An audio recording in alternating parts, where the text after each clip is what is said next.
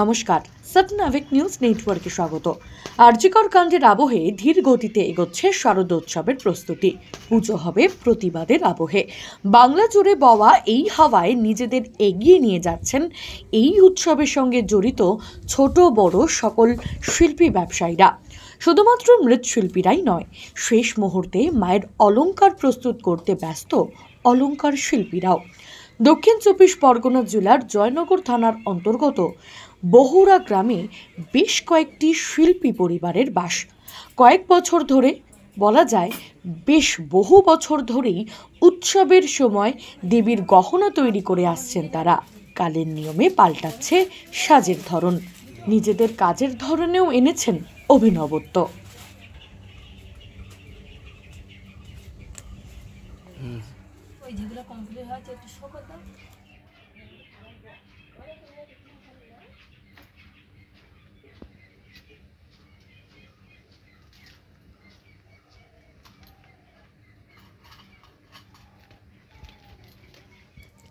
Corona কেটে যাওয়ার পরেও এখনও ব্যবসায় ঘুরে দাঁড়াতে পারিনি।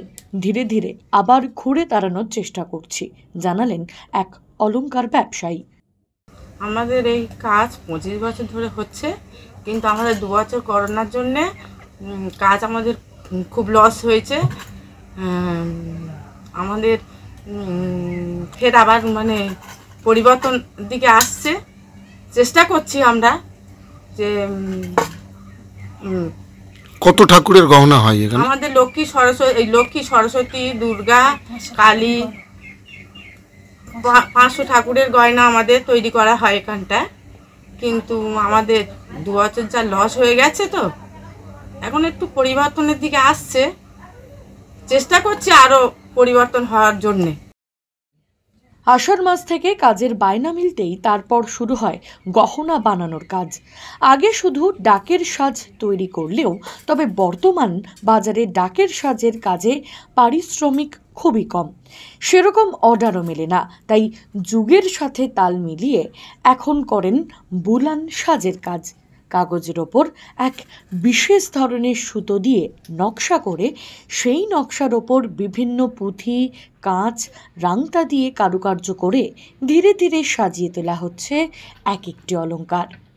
মামুনি রায়, সাবনাভিক নিউজ, দক্ষিণ ২৪ পরগনা। সমস্ত খবরের আপডেট পেতে লাইক করে সাবস্ক্রাইব করুন সাবনাভিক নিউজ। সেই সঙ্গে বেল বাটন প্রেস করতে ভুলবেন না। আপনাদের একটা সাবস্ক্রিপশন আমাদের জন্য অত্যন্ত মূল্যবান। একই সঙ্গে ফলো করুন আমাদের হোয়াটসঅ্যাপ চ্যানেলটিও। জয় হিন্দ।